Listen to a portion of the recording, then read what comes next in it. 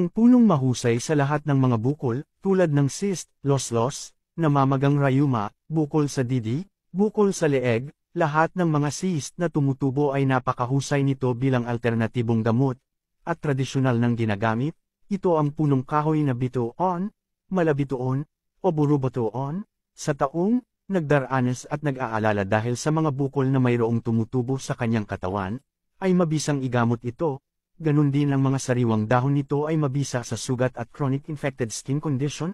Kumuha ng dahon at ipaiinit sa apoy at itapal sa balat, at para maigamot ito sa mga cyst at mga bukol-bukol, ay ihawin ang sariwang bunga nito. Pagkatapos ay bekin ito at kayurin, kunin ang katas at laman, pagkatapos ilagay sa parte na mayroong bukol o cysts. Gawin ito 2 beses isang araw, para mabilis na gumaling ang iyong karamdaman.